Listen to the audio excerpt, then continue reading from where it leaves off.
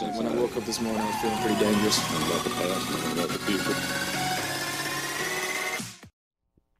Welcome back to Draft Buzz. My name is Walter, and on today's episode, we are talking about the Seattle Seahawks draft. Oh my God! And if you want, you can follow the podcast at Draft Buzz on Football, at Draft Buzz_Football on Instagram. You can follow me at BROJO. Death is Indian Life. Punch a little trick, you trick at the summer. And yes, we're talking Seahawks. I crammed through all the press conferences and all three picks of the Seahawks.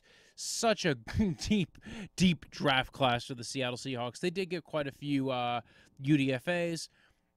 Right off the bat, second-round pick, 56 overall, they draft D'Wayne Eskridge, Western Michigan. They really mentioned his speed as a big part of it and his versatility. He did line up on the outside back in college, as sometimes called the X receiver or split end. Like I said before, he's a track guy. He ran the 100-meter and 200-meter. They mentioned that quite a few times. So they like that athleticism element. If you look now, all three of their major starting wide receivers will all be 4-3 guys if you count him as their third wide receiver, given he's a second-round pick. They clearly has usage on special teams, has snaps at gunner, can be a return guy. Can be a gadget dude. You can go ahead and get him the ball behind or in front of the line of scrimmage and, use him on jet sweeps, things like that. So they really liked all the things he could do, the run after catch elements. Very big yak guy. He was a great interview. Part of the interview process, they mentioned that he learns every position so he can know where to play, how he best fits in. He only played 6 games this year, but between the 6 games and what he did at the Senior Bowl, he's still relatively new to the position. Keep in mind, he swapped from playing cornerback. He is an older prospect. They didn't mention that, but I do know it because I mention it every time I talk about D'Wayne Eskridge.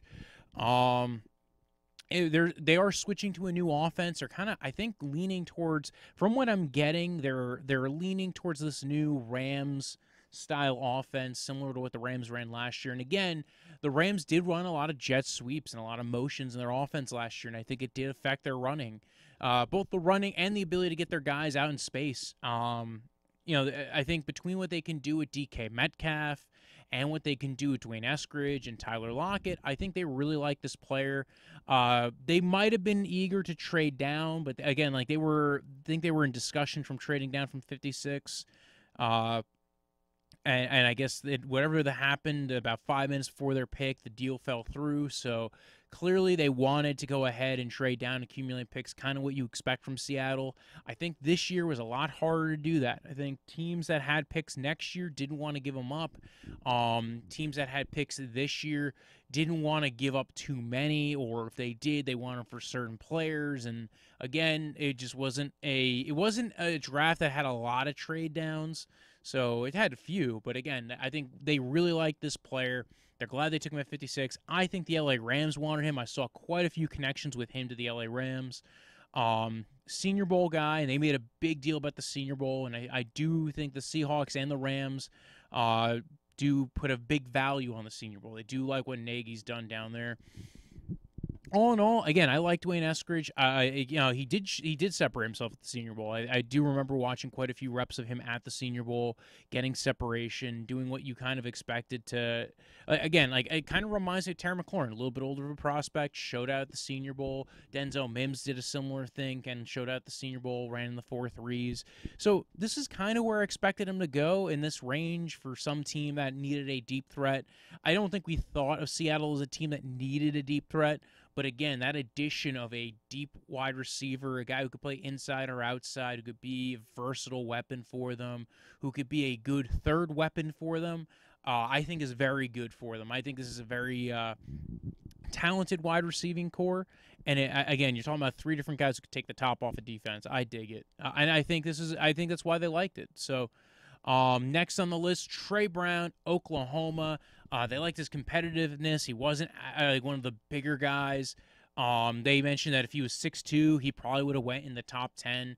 But he still ran with the top wide receivers. Keep in mind, Oklahoma does play quite a lot of big competition.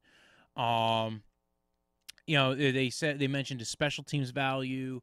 They have DJ Reed on the roster. They had him play outside last year, similar size guy, and they said it kind of gave him some comfortability for the type of guy it might take to be successful in the NFL at that size, what they want, the mindset, the way they play the ball, the way they play wide receivers.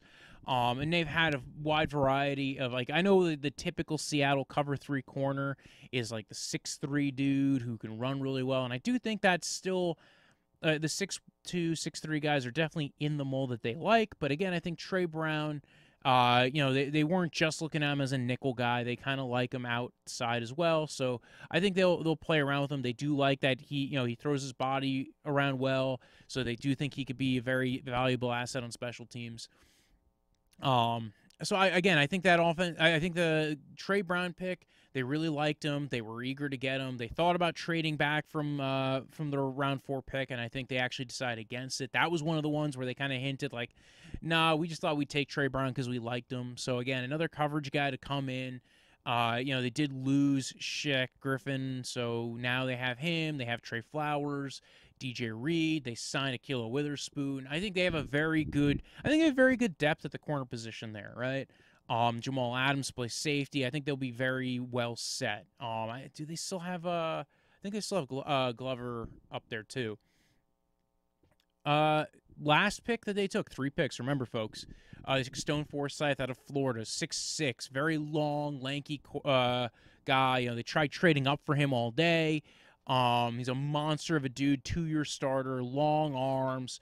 They tried to get him a few times, and they did mention he's a better pass blocker than a run blocker.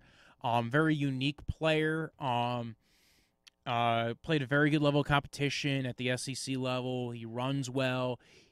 He's going to be very good at doing the front side blocks, but the big question is, can he play low?